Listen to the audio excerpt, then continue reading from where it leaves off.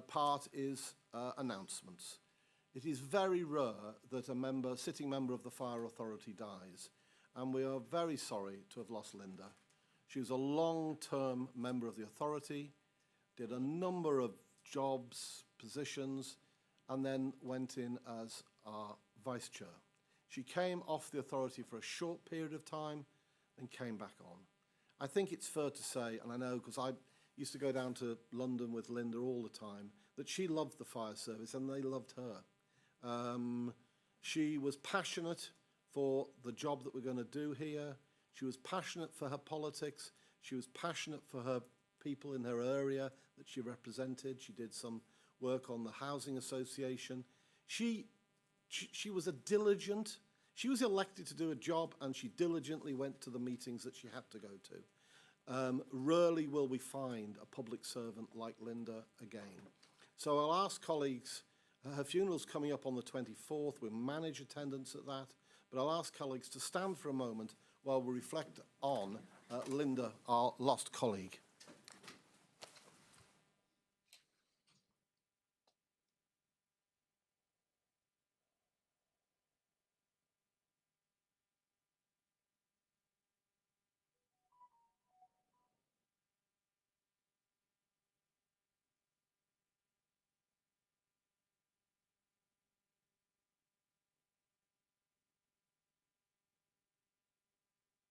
Thank you, colleagues. Drawing a line, another thing to mention, our Chief Fire Officer has been successful in an election. Now, we know all about elections, and by virtue of the fact that we're here, we've been successful in an election. Phil has been successful in being elected as the chief, or the chair rather, of the Chief Fire Officers Council. This is a very important role nationally. Not as important as being the Chief Fire Officer of Merseyside by any means, but we wish him every success in what is a very important new role for him. The whole process will be detailed to members from RIA in due course, and we will go through the open process of recruiting a new Chief Fire Officer. But Phil, on behalf of the authority, we'll have other opportunities as well. Thank you for all you have done during your years, both as Chief, Deputy, Firefighter, all the other stuff that you've done here in Merseyside. You've run your career here. You've learnt so much, experienced so much, that I know that the country is in very, very safe hands. And we really do wish you every success in your new position.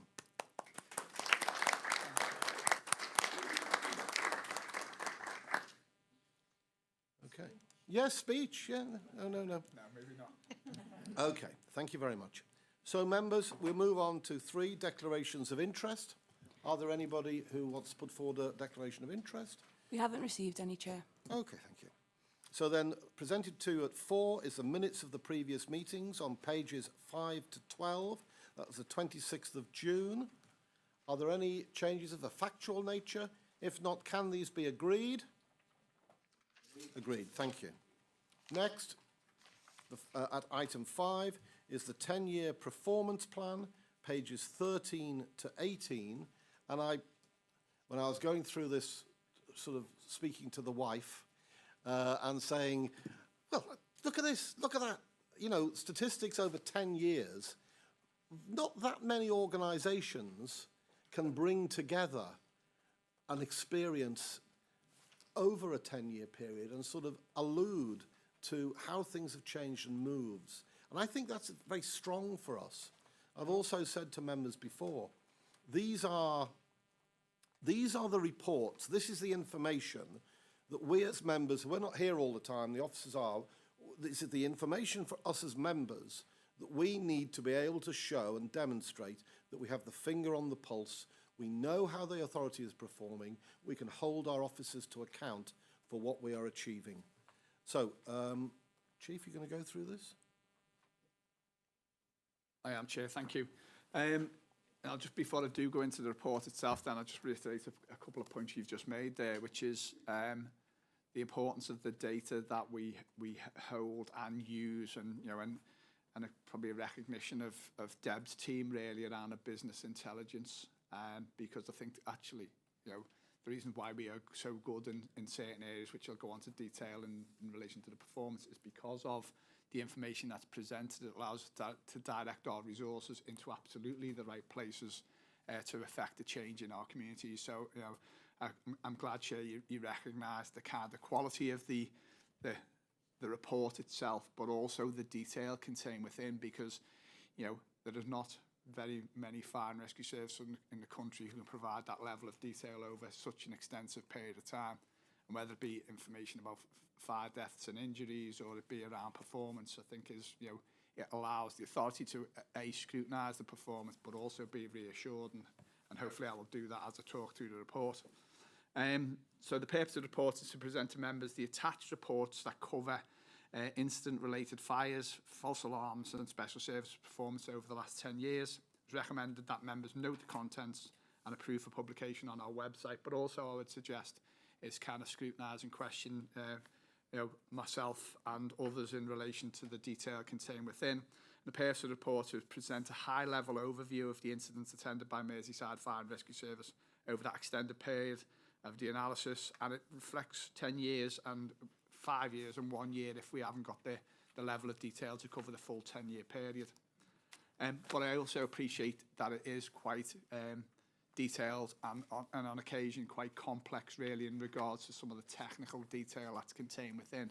And so, I'll happily try and talk members through if they want to be specific about some areas, but I will try and endeavour to give you an overview in the first instance to draw you into things that I think are pertinent for the authority to be aware of. And to do so, I will draw members into the incident summary in the first instance, which is on page 14. And I will talk about that in a little bit of detail. What it says within that incident summary, it says that incidents have increased over the period between 2014-15 to 2023-2024. And that, that should be as no surprise for members of the authority, but to be perfectly honest with you, particularly around one certain aspect, and that's special service calls into the service, notwithstanding that it also does reference false alarms around domestic properties and also good intent.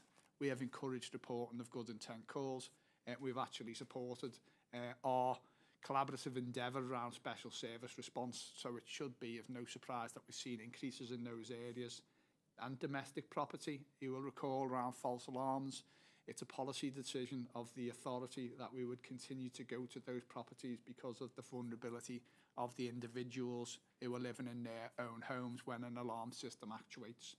We have been a little bit more kind of stringent in regards to responding to other premises in regards to our alarms policies, but again, referencing the fact that we have seen increases in those areas. But I suppose the bit that's most proud of, and certainly this performance review is outstanding, I would suggest, in a multitude of areas around the performance from the teams who have delivered this on behalf of the authority in regard to reducing or improving the services that we provided. And I'll focus initially on accidental dwelling fires. And I can recall having conversations previously about trying to kind of reduce the number of accidental dwelling fires below 1,000. That was only probably 3-4 years ago, to be perfectly honest with you. We are significantly below that now. So the number of accidental dwelling fires blighting the communities of Merseyside is as low as it's ever been, historically at an all-time low, very much predicated on the preventative work that we've been involved in, getting across the thresholds of the most vulnerable, but also targeting those where there is abject poverty and inequality existing across Merseyside. We've got our people, our firefighters, our prevention teams getting across the threshold in the most challenges of circumstances to provide assurance and provide that safety advice through a home fire safety check. And there's no doubt in my mind that that's resulted in the lowest ever accidental dwelling fires across Merseyside. And equally, in something that I would never have thought that I would ever be able to report back to the authority, and whilst tragic in itself, we had one fire fatality over that same period. That again is unprecedented. When I go back to the chair referencing our 34, almost 35 years service. 35 years ago, we were experiencing, 20 plus fire deaths across Merseyside in any particular year. So the fact that we have made such a significant change there is hugely, impactful on our communities, but a reflection of the work that we do. Then you draw down into non-domestic property, so not people's homes. And again, the work that we have done more latterly through protection has again seen significant reductions in the number of fires that have occurred in those non-domestic properties. There's businesses and office spaces where our advice and support has been very, very effective. And then, again, something equally that blights our communities, which is deliberate, as we would describe it, antisocial behaviour fires, which have been the target of our arson prevention teams, our operational crews, to drive those down. We are about to go through October into November, the bonfire period, which we know is particularly busy for us. But again, what I would say is there's probably not a better fire and rescue service in the country in how it responds to those challenges with our partners across the public services and particularly police colleagues in tackling some of those issues and the local authority.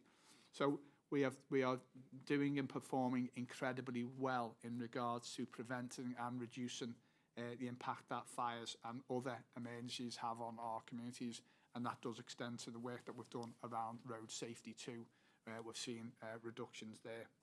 What it also tells us data-wise is we still respond to more calls during the day than the night time, and self-evident that's where people are going about their business as much as anything else. So we're twice as busy during the day than we are at night time, and clearly our resources and probably some of the things that we will reflect on as part of the community risk management planning has been directed by that level of information, that intelligence that's informed us.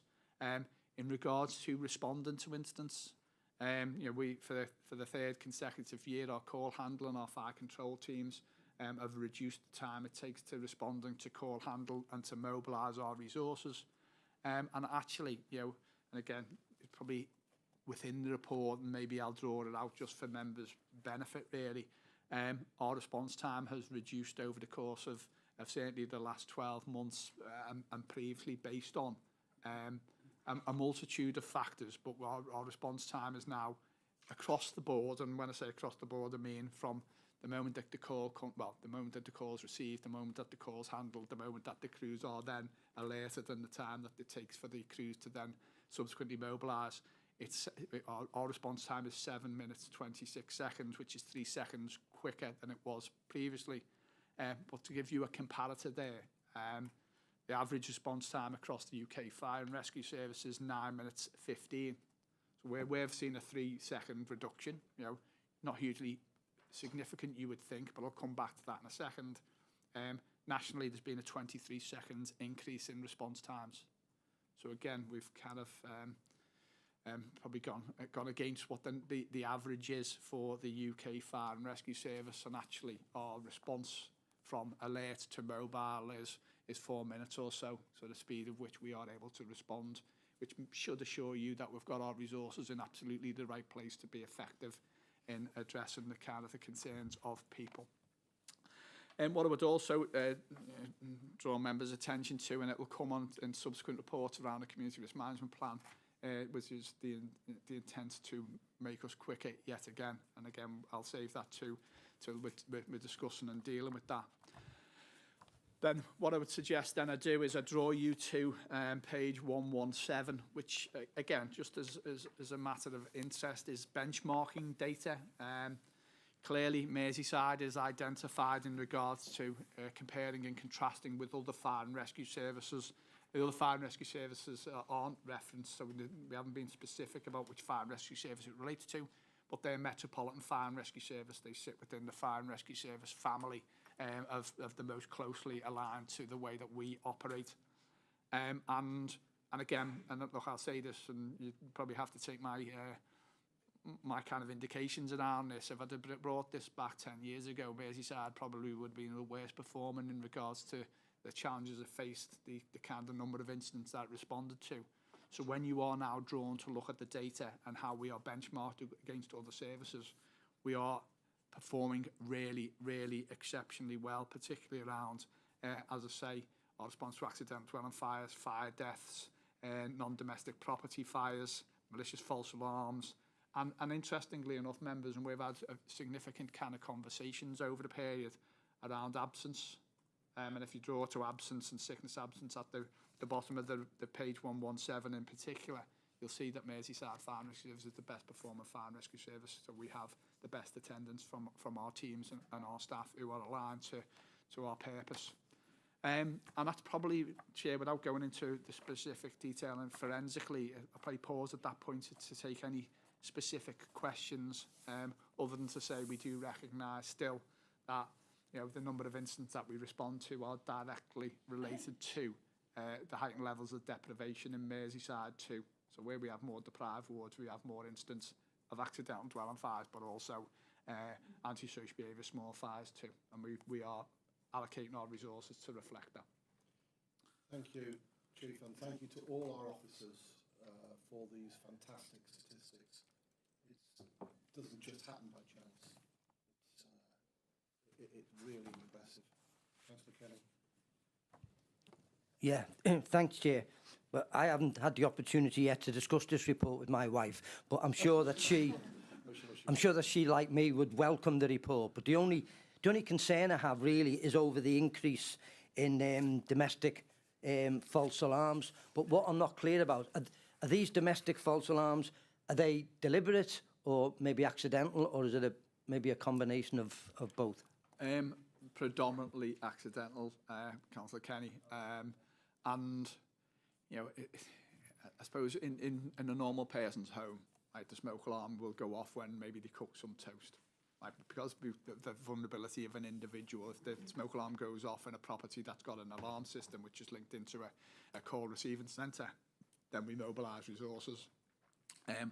And as I say, going back to, that's a policy decision by the authority, because we recognise that individuals, with alarm systems of that nature in their own home are particularly vulnerable, and we will continue to respond. Now, what we do then when we arrive is we will provide them with advice to cook safely or something akin to that, and we utilise that opportunity to ensure the fact that we've covered off a home fire safety and check and so on and so forth, and provide them advice to prevent it in the future.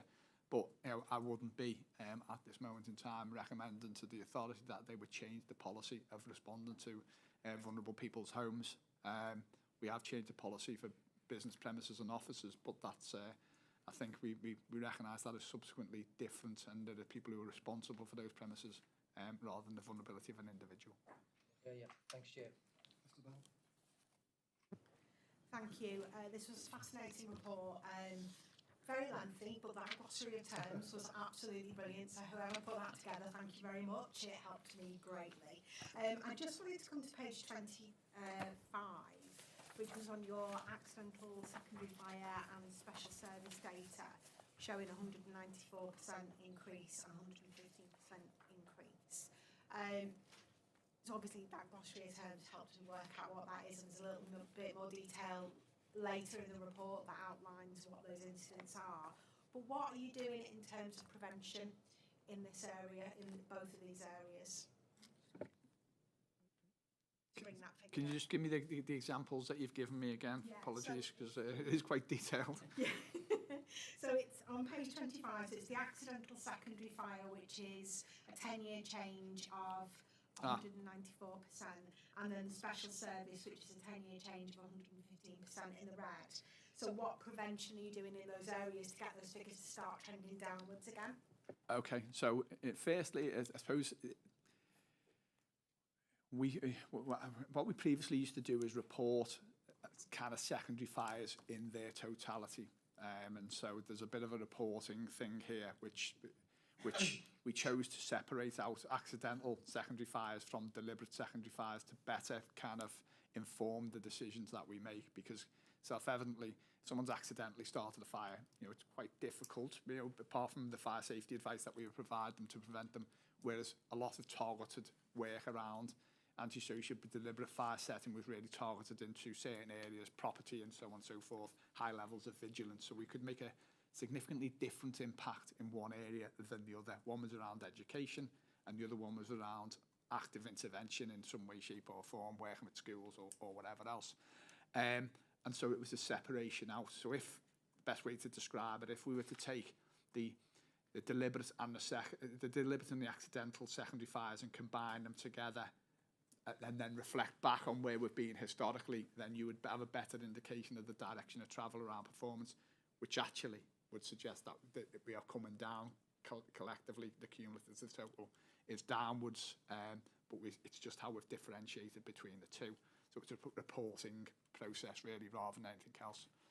And then the special service calls, to some degree, whilst there is work we can do to prevent those calls coming in, it probably reflects back on some of the comments I made previously, which is the duty to collaborate through the Police and Crime Act suggests we would work more closely with police colleagues, ambulance colleagues, and self-evidently we've seen that. So where we previously have not gone to some things and we'd left the police to attend or the ambulance service to attend to maybe gain access to a premise, then we have changed the way that we do some things. So we've seen increases. And actually, it's not something we performance manage in that regard, because it's a decision that we've made, which is about the relevance of the fire and rescue service, how it can support other blue light agencies in responding more effectively and more collaboratively. So in effect, we support the ambulance service gaining access to a number of premises across Merseyside. And I think the authority would support and endorse that, rather than us not going and then me being able to report back the fact that special service calls have diminished. So it's something we are proactively supportive of, not necessarily reacting to reduce them, if that makes sense. Now, as things start to develop, it may well be that there are ways in which we can help and support our blue light colleagues, reduce calls and demands on service, but that will be something that we will consider in the future, part of that collaborative endeavour.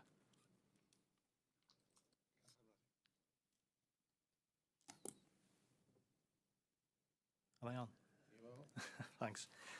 Thanks, Chief, and for Deb and all the team for this report. It is quite an in-depth analysis of the last 10 years. I just wonder, back in 2014, who actually thought of let's start collating or keeping all this data and let's use it for that was dead. So you think to yourself, it's very good, isn't it, sort of preempting what the service is going to look like from 2014 to what it looks like today. And I think we've mentioned before about what's the fire and rescue service going to look like in another 5 and 10 years, and what's going to be our risks and what's going to be our analysis, and where do we take forward to make sure that relevance in the fire and rescue service is still there and it's still strong. Two of the big issues, obviously, that we've pulled from the report and what's increased, it's always been a beef of man, hasn't it, about the automatic fire alarms. Fully understand about domestic properties, and yet that should continue as was. But it's these call handling centres, these ones that are actually getting paid for the, installing this equipment and maintaining this equipment. It's them not fulfilling their duties and their responsibilities, and it's then comes back on ourselves having to go out and deal with this, and it's a drain on our resources. And that's what, I've raised this in the past. And I know from our last meeting when you said that you will do a learning lunch or something like that before we go to looking at it in the scrutiny committee, so we can delve deeper into, is there a pattern there, is the organisations or call handling, a specific call handling sector that is a problem here? Because I think people are paying for a service and not getting the service that they pay for, but also obviously the impact it has on us as a fire and rescue service. The other thing is, and it's unfortunately a bit more of a topical debate these days, and that's casualties and road traffic accidents and the increase on there. And obviously the report, coroner's report recently on 4 young lads that got killed in Wales at the tragedy there. And we always think about what can we do to improve it. I know that ourselves at the Fire and Rescue Service are doing fantastic work with young people going out to schools, and when we had that presentation ourselves with the VR thing and looking at that road traffic accidents and actually feeling that you're there, it's very traumatic for anybody looking at that, for us ourselves. And when you're sitting in that driver's seat and you see everything that happens, and through that journey of these young people, and the outcome of that obviously is quite disturbing. And you hope that gets the message across to young people. But I just wonder what influence do we have nationally, and this goes for your future role, I suppose. about how we can influence with other partners about going forward, because it does seem to be a trend here with it's more younger people that involve with, road traffic accidents and sadly losing their lives. And what can we actually do? What can we change? And what force can we reckon with to make sure that those changes are listened to and adhered to, and reduce the impact that this has on young people? Yeah, thanks, Councillor Hanratty. Look, the work around automatic fire alarm systems, yes, there is work to be done as part and parcel of the work plan to bring that back through a learning lunch and then for scrutiny to be applied. But, rest assured, we do focus in on the alarm receiving companies to make sure that they are doing their bit to prevent those unwanted fire signals and the unnecessary deployment of fire and rescue service resources. So we will bring that back as part and parcel of that work plan. In regards to the road traffic collisions and the tragic events that that happened in, I think it was Wales, wasn't it? We focus, as members of the authority will know, we focus on that particular cohort. So young people, young people in respect of young drivers between the ages of 16 and 25, and it's very much around education. And we try and kind of explain the dangers, and we've utilised VR to bring that even more to the fore more recently, and hope to shape the behaviour and the choices that individuals make around mobile phone utilisation. You see there's a little push for new drivers to only be able to carry 1 or 2 passengers, not a car full. It's part and parcel of those. Certainly one of the mothers asks in regards to change, and that will have to play some part in it, no doubt. But education and hoping we can create a behavioural change in individuals is where we have focused our attention. How does that play out nationally? Well, that work and what works is part and parcel of that national work, because like anything else, on occasion you can have, for England, 43 fire and rescue services all developing products to educate and inform young people.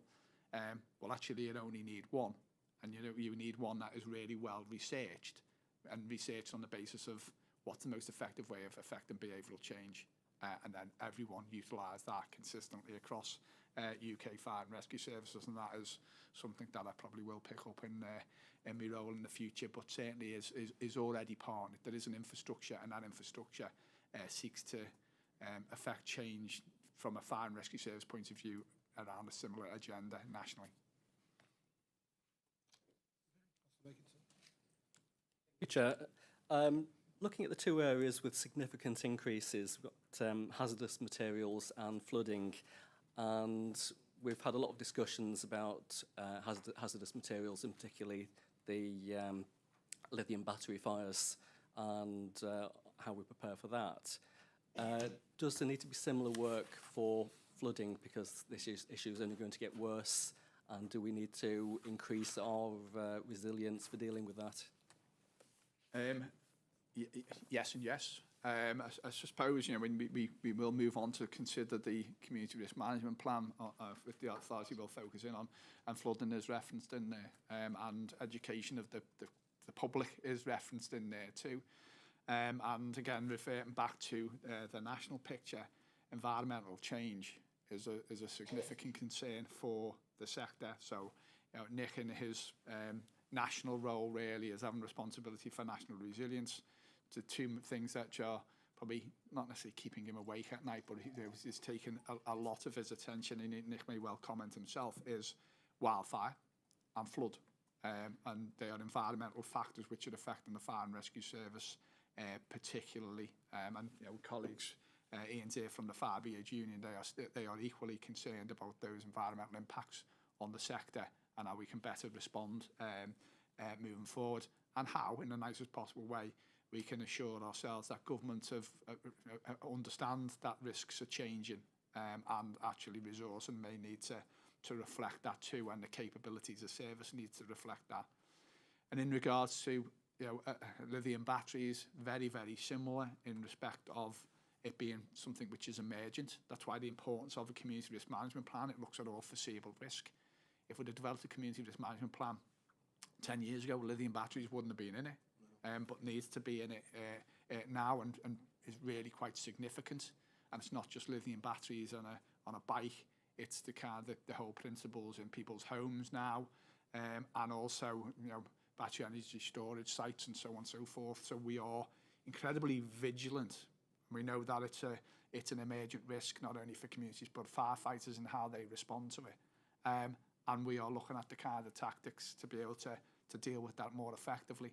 But equally, we need to make sure that the challenges that face fire and rescue service, fire authorities and firefighters is well understood by government as well, because part and parcel of that, those national capabilities arguably are supported and funded nationally, and we need to be assured that we do have the capabilities to respond to a large scale wildfire or a large scale flood, and certainly that is part and parcel of the work that Nick, I and others are doing to make sure that governments are well aware of the challenges that we face, but some services, you know, face even more. So, you know, we are alive to that, not only in our Merseyside role, but our national one too. Okay, thank you, colleagues. Anyone for any more on that one? Otherwise, the recommendation, note the contents, approve the publication of the report on the website. Is that agreed? Agreed. Thank you very much. So we move on to item 6, CRMP, post-consultation report. This is pages 119 to 288. Chief. Yeah, thanks, Chair. Again, look, I'll talk through the purpose of the report in the first instance, and I'll go into some of the more detail I would want to draw your attention to in the first instance. But the purpose of the report is to request that members consider the outcomes of the public stakeholder consultation on the Authority's Community Risk Management Plan for 2024 through to 27, and seek the approval and the publication of the final post-consultation version, which takes account of the feedback from the public, deliberative forums, from members of our community, from our representative bodies, and from our staff. And the recommendations are that members note the actions from actions within the CRMP have, subject to extensive public consultation, been attached in the appendices of this report. Consider whether the responses to the consultation have been adequately considered by officers and are reflected within the CRMP as per the appendices, and approve the CRMP 2024 through to 2027 for implementation. And again, just to draw members back again, some of the headlines really, you will be aware, and I think it was referenced previously, that we are required to produce an integrated risk management plan.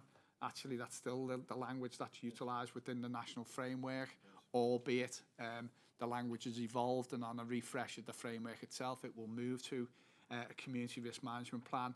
And a community risk management plan has to do some of the things that we've just reflected on in the previous report, which is look at all levels of foreseeability of risk and ensure ourselves that we are addressing that risk and we have the capabilities to respond to that, whether it be, you know, fires in someone's home, or it be more emergent in regards to lithium battery fires, or indeed wildfire and flood, and assure ourselves that we know and understand what the risks are across Merseyside, and we've got the capabilities and the resources to be able to respond effectively. And then we develop our plan on the basis of that, and then we resource the service accordingly. And you know, and what I would say as I move on to talk about this specific plan, it should be no surprise that I would reference back previous plans and the journey that we've been on as an authority, really. And since taking on the role of Chief Fire Officer, you'll recall that we, probably for the first time ever, we changed the Community Risk Management Plan in year, and you know, and produced an interim report which reinvested quite significantly back into the front line, and protected nighttime cover in Liverpool City and Wallasey, and then subsequent CRMP through 2021 through to 2024 sought to reinvest further in frontline provision. That extended to increasing the number of fire engines, increasing the number of firefighters, increasing the number of protection teams in light of the implications of of Grenfell Tower by way of example. Another thing that the Fire and Rescue Service and our Community Risk Management Plan has to acknowledge and be able to respond to effectively. And as a result of those things, then we've been able to assure ourselves that we are more resilient, more effective and quicker to respond again, right, which this CRMP seeks to then build on yet further. So if I draw members' attention then to the CRMP in itself, I'll talk through it, but then contained within the appendices is a significant amount of the consultative data that has extended through communities, through feedback, and so on and so forth. And hopefully members will see within the report themselves the sections highlighted in red, which identify some of the changes that we've made based on the feedback that we've received. I think that's genuinely really authentic consultation, which has taken on board the views that have been expressed and have finessed and changed the final product. The first introductory part talk about the forward and set the tone for the service. It also recognises, and this is part of a suite of documents really. Our Community Risk Management Plan is a 3-year plan. We have a medium-term financial plan, which Mike has ultimate responsibility for, and then we have a people plan. This doesn't focus on, whilst it's informed by both of those plans, it doesn't focus on that. So you won't be seeing, work around a cultural action plan or people plan captured within the CRMP, but you will see the allocation of resources, kit, equipment, and firefighters predominantly in how we are then addressing that risk. But it does talk about how we operate, how we think, code of ethics. It moves on to talk about our leadership message. It reflects the Merseyside context, which I think is important, because actually Merseyside context is different than other fire and rescue services, and looking particularly around, I would suggest, vulnerability and deprivation, and you've heard me say that many, many times, and how we prepare our plans based on risk, and we know where the risks are, and we've touched on a couple. Demand, we know where the demand is, and the heightened demand in some of the most deprived areas for sure, and then vulnerability around kind of the factors affecting people, and we deploy our resources based on those 3 contributing factors, and we know where they are and where there's a predominance of those factors in different parts of Merseyside, and when we allocate our resources to reflect that.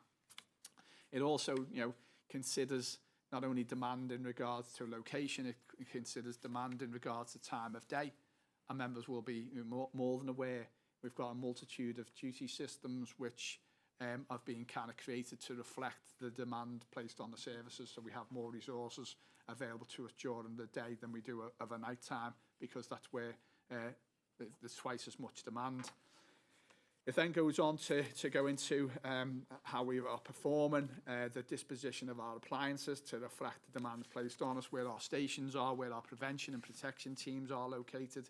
It talks about the thing that is slightly different between Merseyside Fire and Rescue Service and others, which is the work we do nationally and internationally on behalf of the Home Office, so National Resilience and UK International Search and Rescue. And then it goes on to talk about how we prevent fires. And again, we will touch on it, and you hear me touch on it quite a lot, and how outstanding we are at the preventing fires. It'll talk about how we protect people outside their home environment in businesses, shops and offices as well, as part of our legislative role, and how that can sometimes be dual. So the likes of high-rise block, which has 2 factors, prevention and protection, rolled in. And then it moves on to look at our plans, the things that we will do over the course of the next 3 years, which we think will better equip us for the future. And those plans are captured within on page 149, but actually page 40 of the document itself.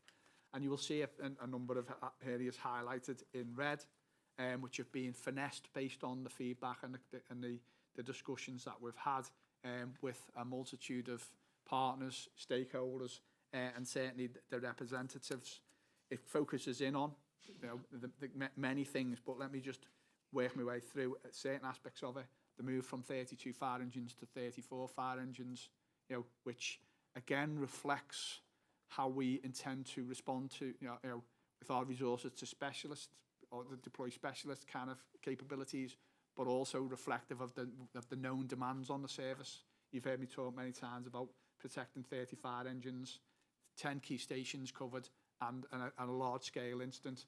But that 34 is where we needed to get to make sure that we were able to respond more effectively in regard to specialist-type incidents. We are, and and I say a consideration around the reintroduction of small fires units. Actually, with 34 fire engines available to us, that makes us more resilient. The necessity to explore that further, we will consider. It may be something that we do or don't introduce into the service at a point in time. And again, that's reflected in the feedback too. And then protecting life risk response, very much now about making sure that we keep our fire engines fully available to respond to life risk incidents. And there's been some extensive work on that particular proposal to provide us with the assurance that now we will be able to protect life risk response, to protect firefighter and fire engine availability and respond effectively across the whole of Merseyside.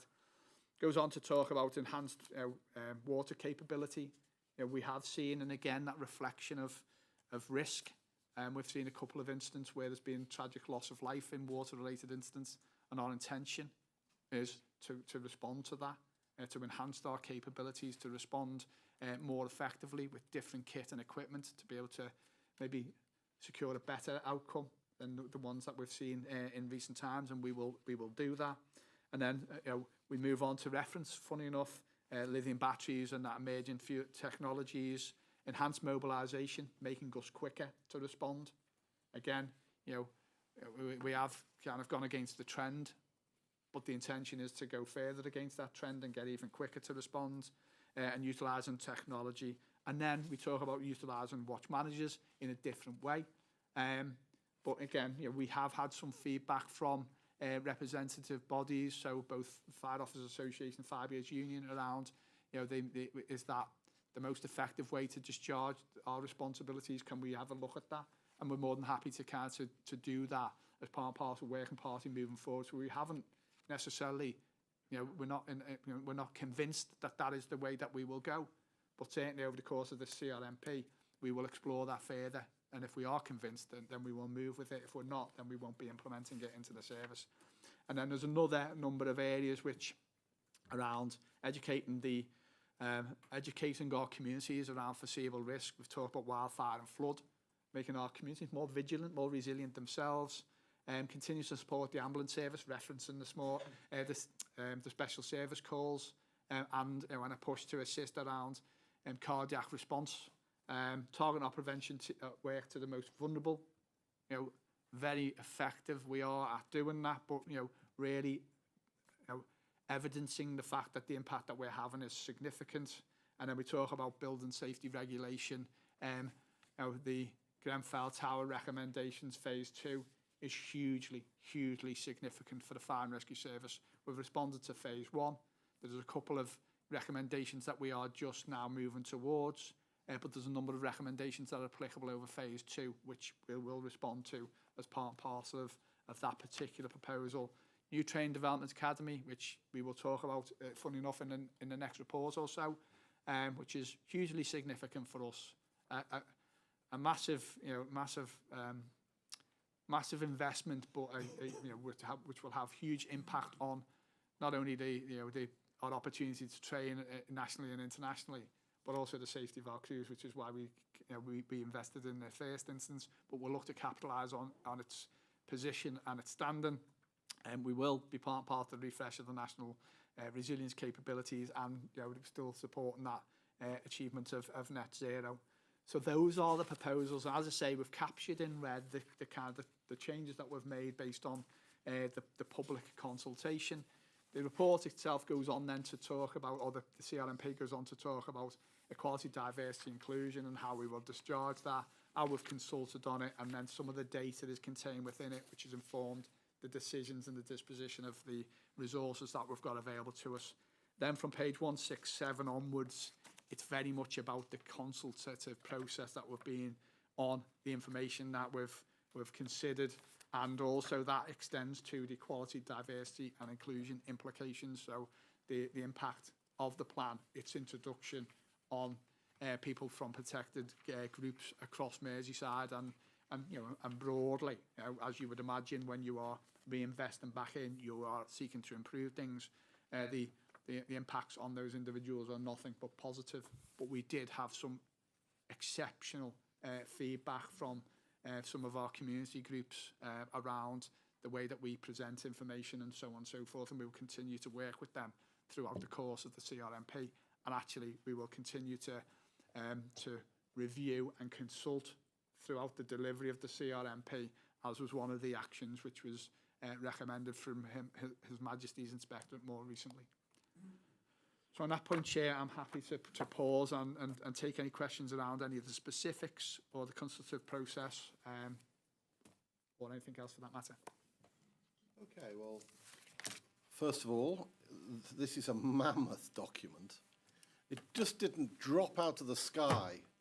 Well, it dropped onto my doormat, but it did not drop out the sky. This has come from different versions. So this is, to some extent, largely, you know, the core of it is the previous iteration, which was the iteration on that. And what we tried to do now, and I want to thank specifically all of the officers that have been involved, representative bodies, members, everybody who's been involved in getting us to this report. This is our core management performance document, which we will want to test ourselves against and to plan our delivery of services. This came to the authority at its last meeting, but it obviously wasn't in a state of finish that we could adopt. So further work was undertaken with the representative bodies and through the joint secretaries, and we've got to the iteration that we have today. So, questions? No? Yes, Councillor Kenny. Hey, question. Yes, questions on, or comments? Questions or comments, yes. Yeah, thanks, Chair. Well, I very much welcome the report, and I'm happy to support the recommendation contained in it. I mean, as I understand it, some of the main points are, well, I think the most important is that this report and the CRMP, if it's agreed, will actually bring about improvements to the public on Merseyside, which at the end of the day is, I think, what we're all about. It talks specifically about an increase in fire engines from 32 to 34, which can, again, only obviously be a good thing. Now, if I've heard it right, and from what I understand from the report, the FBU and FOA, as representatives of staff, appear to support the CRMP report. I know the FBU are here this afternoon. Whether they will want to comment on the actual report, I don't know. But as I understand it at the moment, they are generally in support of the proposed CRMP. As far as the public is concerned, there appears to have been a great deal of public consultation. And again, I think the public have said loud and clear that they are very much in favour of all the points contained within the CRMP, which is obviously important because we've all got to have the public on board. We've got to know that the public support what we're doing and have confidence in their fire service. I understand that it's subject to a 12-month trial, which is helpful because that will mean that anything that needs to be tweaked or changed for whatever reason could be done so as a result of the trial going on over the next 12 months.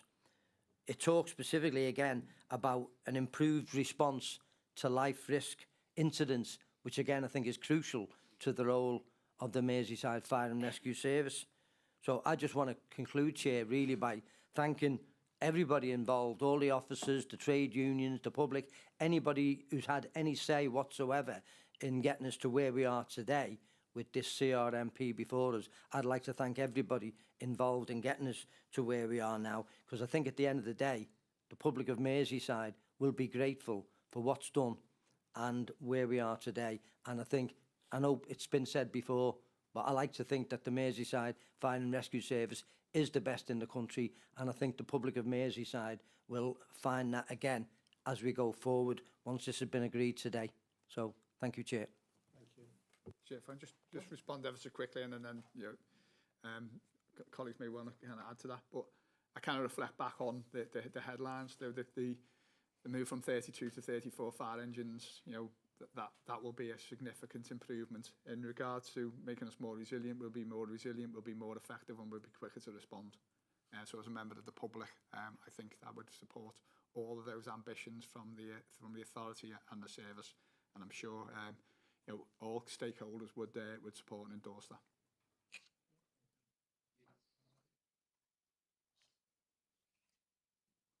Mayor. Yeah, thanks, Chair. Again, I'd echo Councillor Kenny's comments that obviously the work that's been done on this document has been like a lot of hard work behind the scenes, and the endeavours of all the officers and all the rep bodies should be appreciated and recorded our thanks for all the work that's been done to get us to where we are today.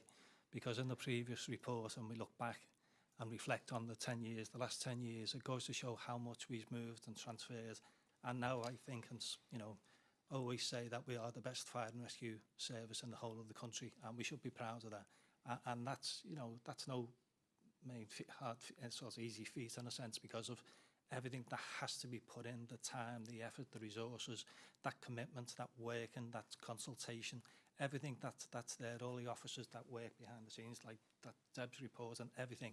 I said we're really lucky in a sense to have a good team of people and have that open consultation and that transparency, you know, holds us in a good stead, really puts us in a good place.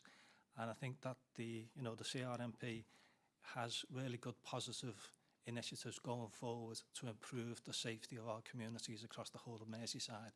And I think this report should give everybody a lot more confidence, well, not more confidence, but even reassurance about the work that where we are and where we're going over the next 3 years, and improving the services overall.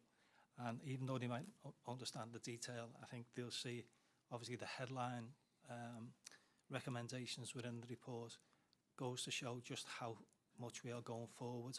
Because, you know, when you look back on the days of austerity and the cuts that we had to implement within the service, devastated the service, the worst cuts in the whole of the country. And then we've got through that now, thankfully, and let's hope that we don't return to those days. And I know that there's a budget, government are holding their budget on the 30th of October, and we hear all rumours going round about what those cuts could be, what they could mean, what the proposals might impact on maybe the public sector. I just wonder if, obviously we'll keep a close eye on that, but if we feel that there's any negative issues in there that might impact on the fire and rescue service, in particular as on Merseyside, that the possibility of convening a special meeting once we know the outcome of that, because I think the difficulty is once we get the announcement, and maybe on the 30th of November, we won't know till it's probably a couple of days before Christmas, isn't it, before we actually know the figures. But I think once we know them and have the opportunities to scrutinise them and see what they mean, if they have any impact or maybe any improvements to our financial situation, which will be a good thing.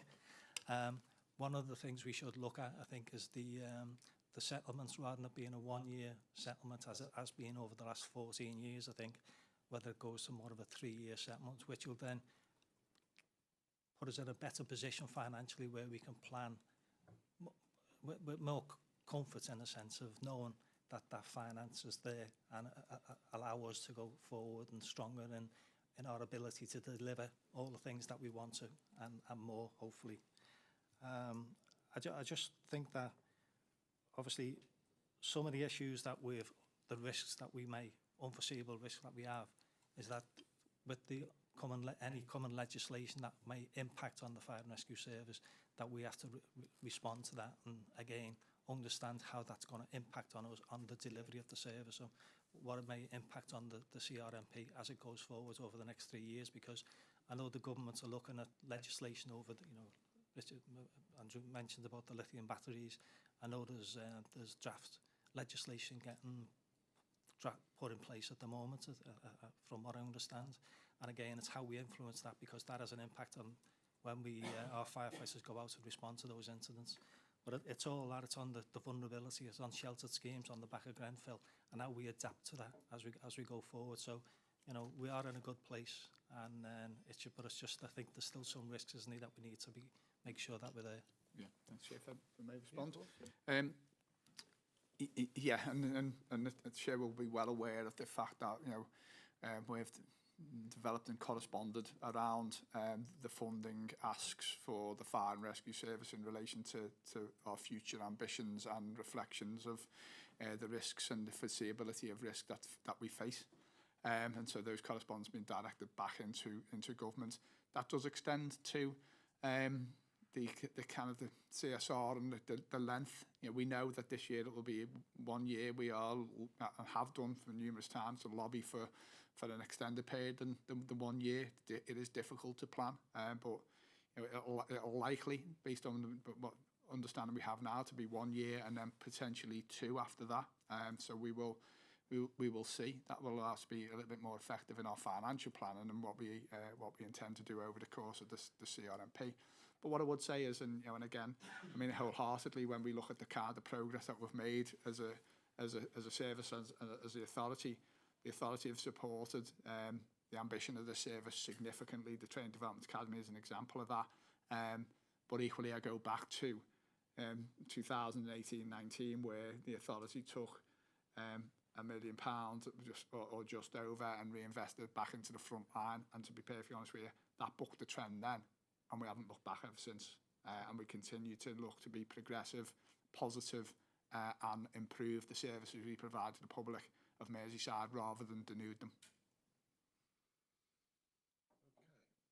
So in line with Councillor Kenny said, our strategic partners, representative bodies, if there would be a comment that you'd like to make into the meeting. Okay, Chair. I will stand so you can all see me. You can decide if that's a good thing or a bad thing. Of course. There's always been a trepidation when someone from the FBU turns up to weigh into the conversations here. I'll be honest, Phil's already sort of preempted some of what I've got to say. If you were, looking at it, you'd probably think there's some collaborative work going on there, and that is what a lot of this has been. So CRMP itself, as Ryan said there, there's 15 proposals on that CRMP.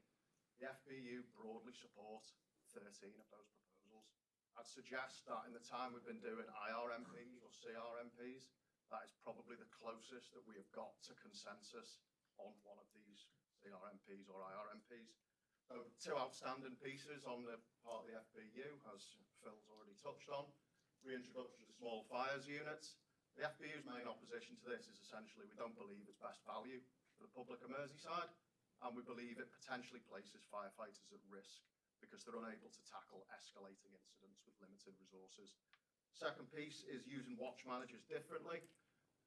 This has come off a very extensive consultation with our officer members, where 94% of them, again, as Phil alluded to there, came back and said they didn't support the proposals. But what I really want to stress is, the amount of positive engagement that has taken place, from all aspects of this organisation over the last couple of months. And I'm really reassured that we will be able to work through those remaining issues, pretty much in the way that Phil has let out there. So, I get the last few months, and it won't be lost on anyone in this room, it has been a bit of a bumpy ride for everyone, I think. But what it has shown us, I think, more than anything, is that we can resolve pretty much all of the issues, regardless of which camp or where we sit on, political spectrum. We can resolve stuff with meaningful and positive dialogue and consultation. I do hope that continues. So, again, 14 years of a government who, let's be honest, didn't really care very much for the fire and rescue service. As alluded to before, we have started lobbying with government. I was in Westminster last Monday, where we spoke to a whole host of MPs, across the piece. We are lobbying hard for a fire and rescue service that is resourced and prepared to undertake the challenges, that faces the fire and rescue service today. Some of the stuff around flooding, again, there is no statutory duty on English fire and rescue services to attend floods, although we do, and we always have. They have that statutory duty in the devolved nations. They have that in Wales. They have that in Scotland. What we need to do is lobby. We all need to work together to ensure that this fire and rescue service is resourced. Every fire and rescue service is resourced, and that we can continue to provide the service we do. So thank you for the opportunity, Chair. No, thank you, and thank you to your members who, support the people of Merseyside in keeping us safe. And also thank you for your branch officers for the work that's been undertaken. We recognise that there are different agendas. You have a different agenda than perhaps we do. But as we said many, many times, there is, together we could achieve so much more in terms of the collective agenda of the fire service. And I look forward to working closely with all the staff, all the represented bodies in trying to improve the offer for the people of Merseyside. Thank you. Anything else on this item? If not, recommendations, page 119. A, note the actions. B, consider whether the responses have been adequately considered.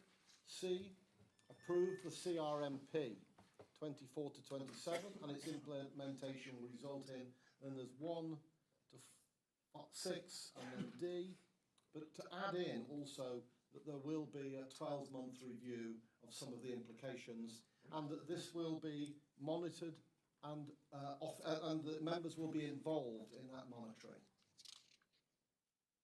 Okay? Is that agreed, colleagues? Agreed. Thank you very much. It's been a process to get there on this one, but we've got there on this one, and thanks to all that have been involved. So we now move on to 7, project completion report of the new Aintree Fire Station and the TDA National Resilience Centre of Excellence. I wonder if every member has actually been to the TDA Centre of Excellence. If anybody hasn't, we can arrange for you to. I think everyone has been there, and more of the authority will be used there. We will try and arrange at some suitable time for an authority meeting to be held in the conference room there, bearing in mind that we have responsibilities for public access. The public must be able to access our meetings, but I think it would be useful to hold one of our meetings in the conference centre there. But we'll do that in due course. Chief. Yeah, thanks, Chair. I think the intention is to take you there virtually in the first instance before I talk through the report itself. So hopefully, members, if you want to just spin your chairs ever so slightly round, we should just be able to take you on a whistle-stop tour of what the Training Development Academy looks like if you haven't had the opportunity to go there just yet. But and then I'll talk through some of the specifics of this report.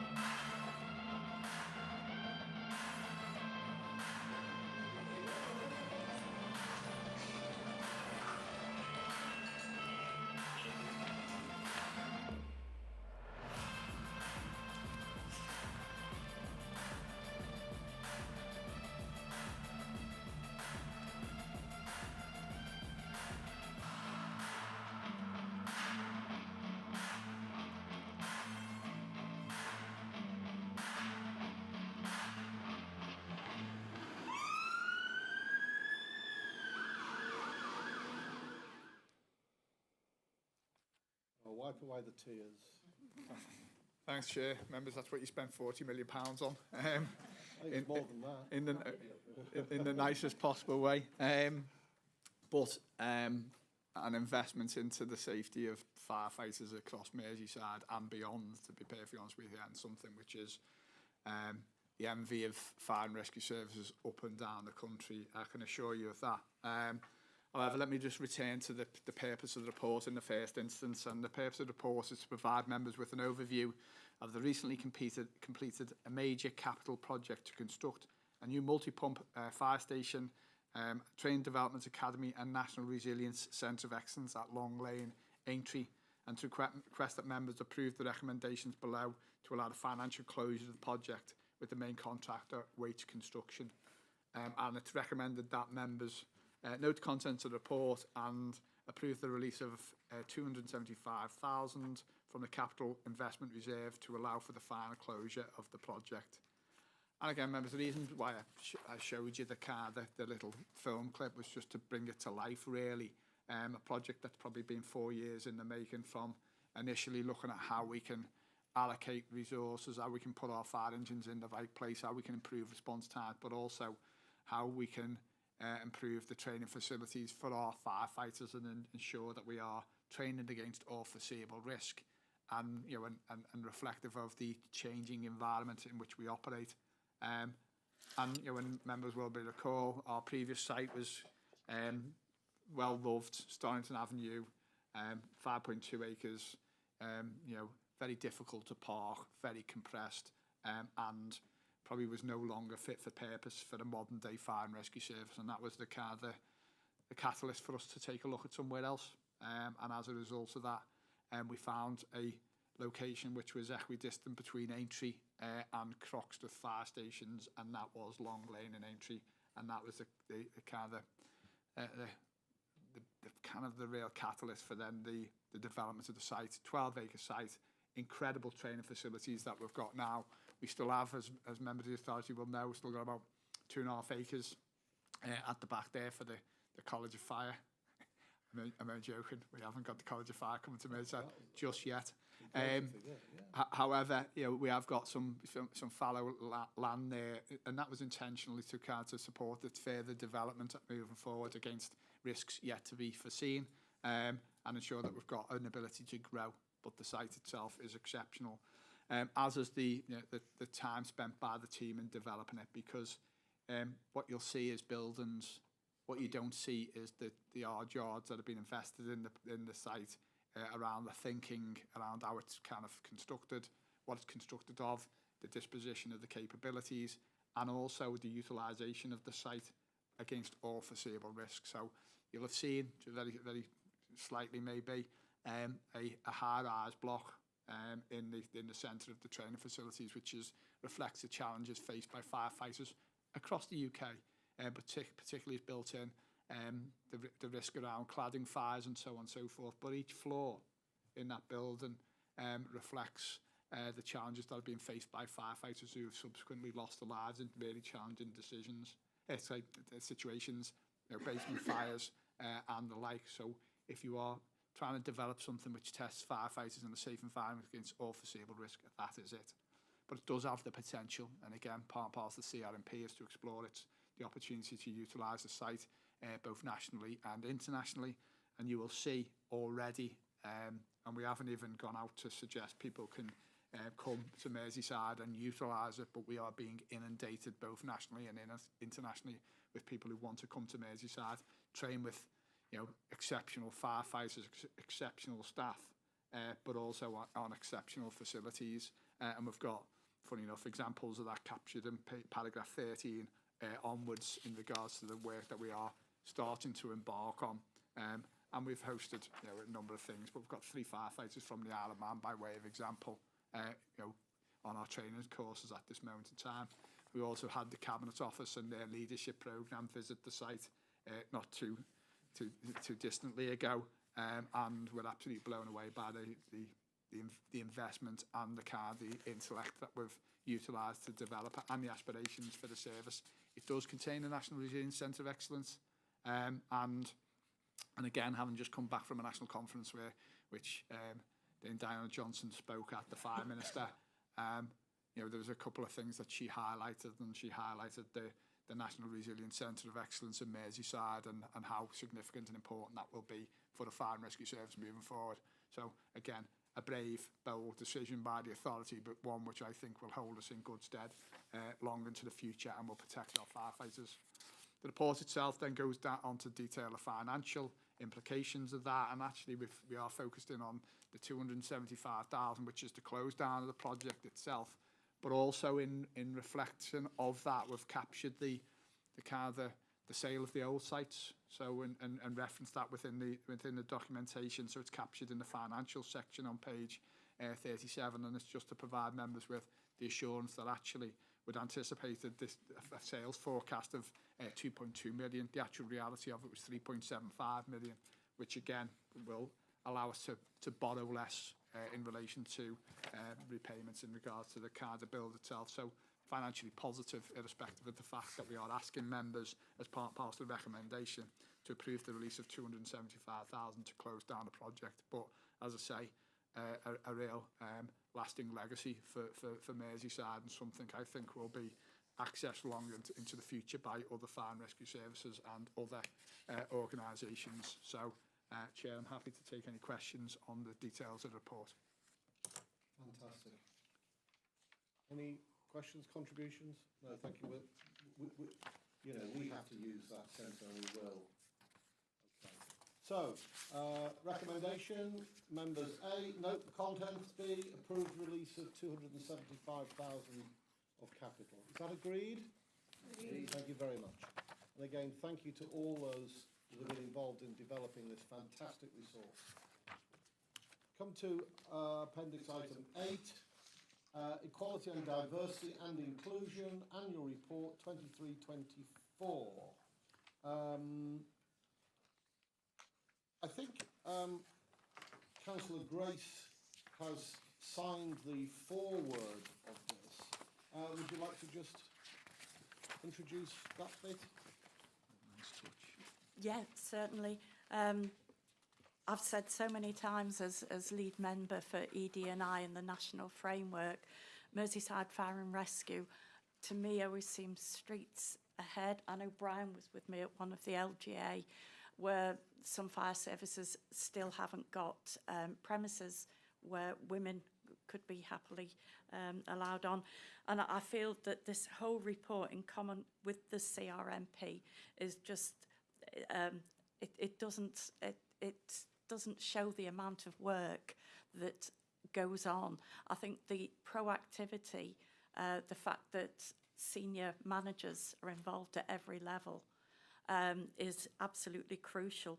And it's one of the, I think that the whole aspirational, I think one of the things from my visit to the TDA, Sabrina Cohen-Hatton came along to talk, and she was truly inspirational. For people who don't know, she was homeless on the streets in quite a desperate state, and she's now Chief Fire Officer somewhere in Sussex. Is that right, Phil? Mm-hmm. Yeah, and her story was essentially she found a job, a firefighter, that she loved and could excel in.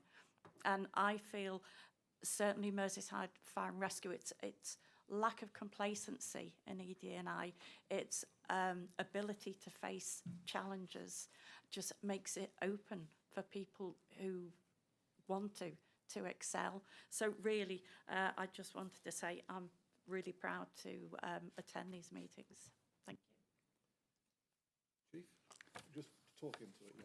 Yeah, thanks, Chair. I will be brief, and then I'll certainly open it to some questions in respect of the report itself. The purpose of the report, of this report, is to update members on the progress made against Merseyside Fire and Rescue Authority's Equality, Diversity and Inclusion Objectives 2021 through to 2024, and present an annual report and the equality analysis, so the workforce and employment data for publication. Some of that is a requirement placed on the authority. I'll come back to that specifically in a second. But the recommendations, it's recommended that members note the contents of the report, approve the ED&I annual report for publication on the Merseyside Fire and Rescue website to demonstrate its commitment to said equality, diversity and inclusion, and how it's met the public sector equality duty, and approved the equality and analysis workforce employment data 1st of April 2023 to 31st of March 2024, and again for publication on the website.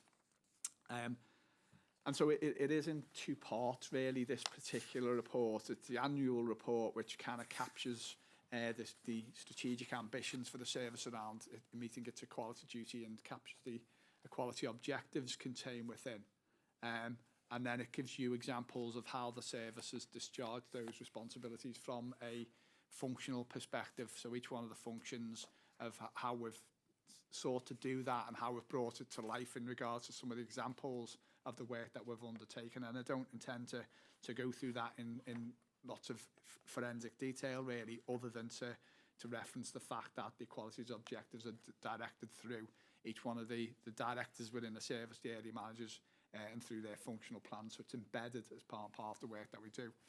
But equally, I would say that, you know, we are very alive to the inclusion and belonging challenges affecting the fire and rescue service. Let me park the equality aspects of it in the first instance, and you've seen a number of cultural reviews and so on and so forth. And we are on with that part of the people plan and the cultural plan, which aren't captured here, but certainly are there for the authority to approve and subsequently to scrutinise. And so we know there is still more work to be done as a fire and rescue service in the broader sense, but we are really directing our efforts at creating an environment where people feel as though they can bring their whole selves to work and feel really included and valued and that they belong. And that's really important to us, you know, incredibly important to us, and hopefully is demonstrated through the annual report itself. And to do that, you know, it just takes effort. And when I referenced before that we had the Cabinet Office up and we had 40 odd plus executive leaders from local authority, chief executives, police chief constables, chief fire officers, you know, people who are working in universities and so on and so forth. And when an individual stopped me as we presented some information back, and she went, I can just say, and I was like, okay, well, here we go. Can I just say how incredible it feels in your service? I was like, and she said, has it always felt like that? I was like, not always, in the nicest possible way. And if I can cast my mind back, I'd probably have said, no, sometimes it hasn't felt like that at all. But the fact of the matter is, she could touch and feel it. Right? And so can I, in the service, around how we are looking after the people who work here. And she said, well, so what have you done?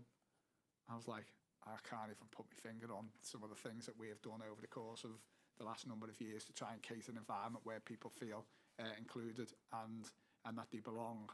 And all you can come down to is you know, trying to get an organisation that cares and is kind, and you do lots and lots and lots and lots of little things, and all those little things add up to something pretty significant. But you can feel it in the organisation around its culture at this moment in time. We're not there, right? And let's be clear, you know, we know there's still more little things that we can do, so we have even more impact. But certainly the kind of culture, the feel of the organisation, and the work that we do around reaching out into our communities is self-evidently captured within that annual report. Then draw you to the second part of the report itself. It focuses in on I suppose some of the duty to provide and evidence the data that we hold on individuals who work in the organisation.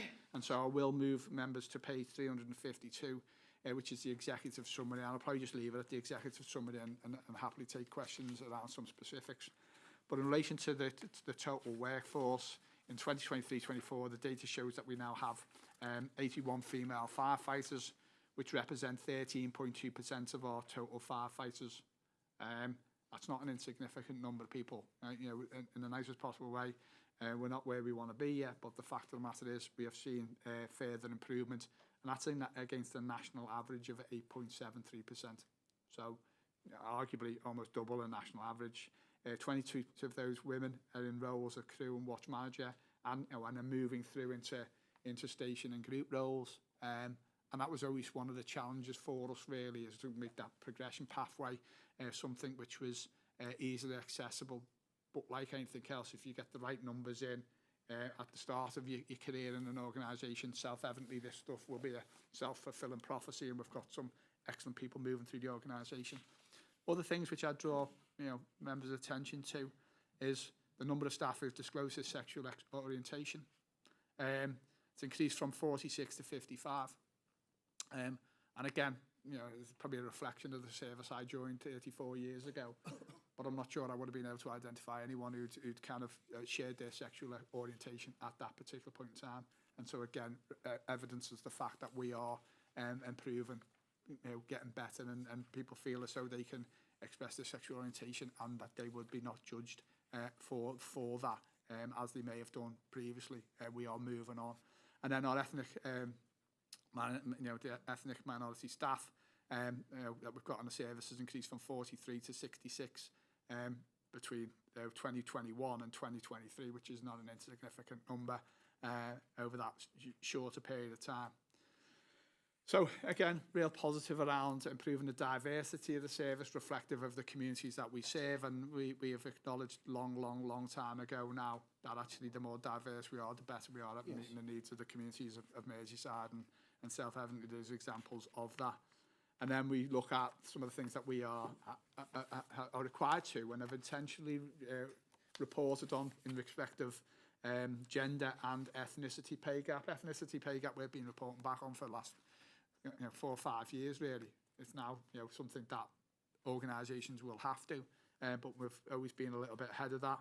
And so what you will see within that data return is pay gap's now 8.4%, as opposed to it was 9.1%. And I would suggest, and again, I don't know off the top of my head, so I don't think it's contained within the report, that's significantly less than what is the norm across the UK. And actually the ethnicity pay gap is less than that at 6.1%.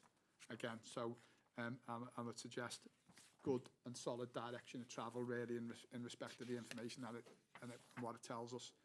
The report goes on to talk about a multitude of factors, including socio-economic challenges, because we do recognise that we do have some responsibility in that area, and we seek to ensure that our actions reflect that, both for our own and our communities that we serve.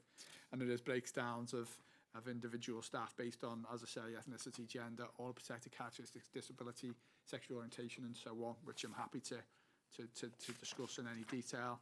It goes on again, the report itself, and it focuses in on some of the things that maybe others would avoid talking about, so discipline, grievance, and so on and so forth, and a sense check around whether we are being disproportionate in our focus of those things. Do we have more people who are aggrieved from one gender or another, from one protected characteristic or another? And so the information is presented back. It suggests that that's not the case. Where we have seen quite a significant reduction actually over a period of time in disciplinary matters. You've probably seen a little in grievances, a little bit of a spike this last year as opposed to the year before, which was on again a downward trajectory. But very much, and again, look, because it's the reality, very much around access and public holiday leave, which was probably a challenge during a period where we didn't have access to opportunities for people to work overtime. And as a result of that, that's probably stifled individuals' opportunity to access public holiday leave. And that's something which I genuinely think which will resolve itself now moving forward. So I'll probably pause at that point, Chair, and say no more, unless asked any questions, of course. Thank you. It's an excellent report, and I really admire the amount of depth that it goes into, including looking at, so when you were looking at the gender statistics, it actually goes into positions within the service, and so you've done a really deep dive, and it's really good to see. There is a couple of questions I did want to ask. I'll keep it as short as possible, I absolutely promise. The first one was around on page 329, and you actually referred to it in terms of the amount of females and staff from a non-white British and Irish background, and that they were less likely to enter the grievance process because the numbers were lower. That could also be due to low confidence in reporting. So I think we just need to kind of be quite careful about how that's approached. So how are you improving confidence in reporting using kind of an outcomes-based approach? So saying, letting people know that if something is reported, action will be taken, which leads me into the next part, which is around the introduction of Safe Call, which was your external reporting line following on from your whistleblowing policies. How is that fed back into this process as well, again, so that people know if they report, action will be taken? Yeah, look, they're, in a nice possible way, they're brilliant questions. And so, I suppose the kind of the answer, giving people the trust and confidence in the process. I think you can only instill that trust and confidence in the process where people can see it being enacted. If someone has raised concern, that the concerns are taken seriously and they are dealt with effectively. We are in the throes of, with all the representative body support, introducing something which we were describing as just culture, because I think historically, fire and rescue services have relied on discipline, right? That's informal discipline, maybe too much, and there is informal discipline. So a kind of conversation, a chat, and a recalibration of someone's moral compass, maybe, which is part and parcel of that just culture approach, where collectively, collaboratively, we redirect someone to say that, what, that language, you shouldn't be using that, and not necessarily escalating it to a level where it becomes ineffective. It switches people off rather than switching them on, and and we want people to learn, and I think that's part and parcel of learning organisation moving forward. Notwithstanding that, if people's behaviour is abhorrent, it has no place in Merseyside Fire and Rescue Service, then in the nicest possible way it will be dealt with from a formal perspective. And people who work in this organisation know that. I suppose, when you reflect back on, and it is something we are aware of, the Safe Call, the reporting line, I'm not sure it's as effective as we would want it to be. And I think that's something for us, and I know Nick Murdoch is working on that at this moment in time to make it more accessible, because you probably shouldn't need a whistleblowing or a reporting line. You should have the confidence that people will speak to someone who is their line manager or their representative or whatever else it is to raise a concern, and knowing that it will be dealt with effectively. But unfortunately, nationally, it's been introduced, but we are working on how effective that really is and what it does tell us, and how we loop that back in. But probably, if I can, I'll ask Nick to maybe comment on a couple of bits as well. Nick, you might need to come and pick up a microphone. People can hear me.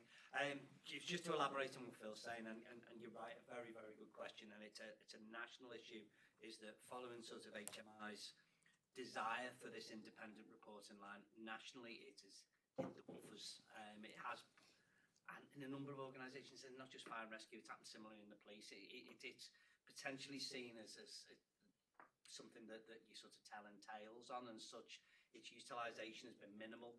With that in mind, I fed back to the company itself and met with the MD a couple of weeks ago with a view to probably helping them, because their product isn't being utilised as it should do. So we've now had a meeting. They're now working with us to put basically a Talking Heads promo together, which explains to staff that the misconception that you're telling something and it's going to go straight to management and then it's going to go out of your hands, it's not going to be confidential or dismissed, because they're going to introduce the staff who take the calls, and so people can actually see firsthand. I mean, it's something that we're probably doing here that will be utilised across the country in the end of the day, because Safe Call is an option, but it is one only of a small part of options. You're right. Our other issue, and working with Ian and then the representative bodies, is around that encouragement. Some will speak to the trade unions. Concern has always been a number of people won't say anything because of a number of factors, including, I don't want to get people into trouble. And fundamentally, as Phil's described, that's where Just Culture will come into play. Just Culture will provide a very low-level opportunity for somebody just to go, you have a word, I didn't quite like that. And it resolves the issues at its lowest common denominator. It doesn't take away the fact if somebody is greatly offended, it can become formal. But what it introduces is an option for all of us to sort of sit down and quickly go, oh, that just wasn't the right way to behave there, was it? And we can deal with it at that level. So there's a number of factors that have come into place that one would hope will address that issue, whereby people can have their issues raised, but not, if you like, get people into trouble, which has sometimes been a big barrier. And in relation to Safe Call, absolutely, it's it's hit the buffers for the first 12, 18 months, but they now recognise it. One can hope that its credibility will be increased once people see the transparency of its use.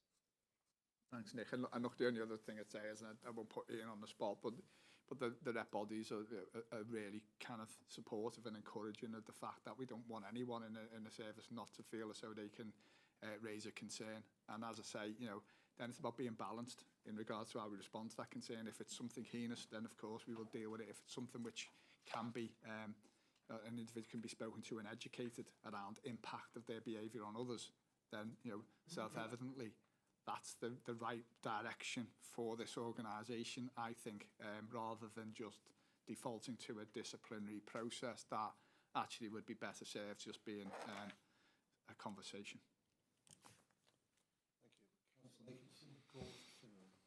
Thank you, Chair. There's been fantastic progress over the past few years in making the service look more like the people it serves. And I think a lot of that is attributed to Phil for his genuine dedication to the cause, not just seeing it as a box-ticking exercise. On ethnic minorities, I think we're broadly in line with the demographics of the county. Women, obviously, there's a lot further to go, but we are leading the way. I just want to pick out a subset of that, which tends to get underrepresented and the statistics are never really gathered, and that's ethnic minority women. Yeah. And I'm just wondering if we can start picking up those figures. Yes, we can.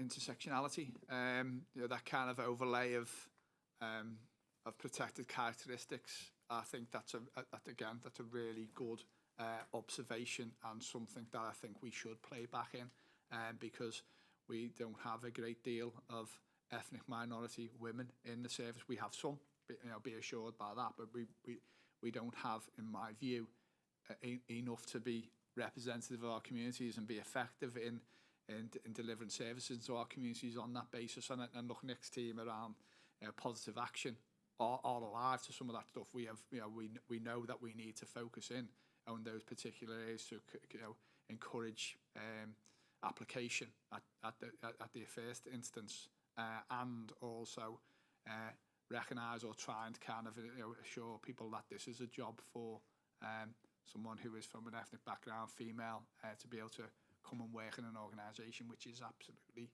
incredible and inclusive. So, yeah, no, I 100% agree. And there's a multitude of different factors that you could overlay on top of those specific protected characteristics too. Yeah, I'd just like to thank officers for the comprehensive nature of the report. It's fantastic, especially with all the breakdowns. There's one thing that I don't know if I'm just missing it myself, but there's no mention of trans people in the entire document. I don't know if staff members are asked whether they fit in that criteria or whether there's no trans people in the entire authority. But yeah, it's just something that I can't see, and I don't know if we're doing a disservice to those people if we're not asking the question. Yeah, look, and I don't know the answer to that, to be perfectly honest with you. And so be assured, I will know the answer to that. And if there's a vehicle to ask that question in a sensitive way and ensure that, again, the data that we're getting in reflects, you've got to ask the right questions, haven't you, to get the right information in the first instance. And if that's probably part and parcel, not asking the right questions in the first instance to elicit that information, I think that we will take that on board and do something about that in subsequent reports. So, no, thank you. Thanks, Chair. Mine is just an observation, really, a comment, is that you see the Prince's Trust, I'm going to give an example of, is where it doesn't matter what religion you are, what colour you are, what everything. I just remember when I first, as a mayor of Knowsley, went to open a project for the Prince's Trust. There was a young lad who wouldn't look at anyone, wouldn't do nothing, came back to the graduation and they asked me to present it.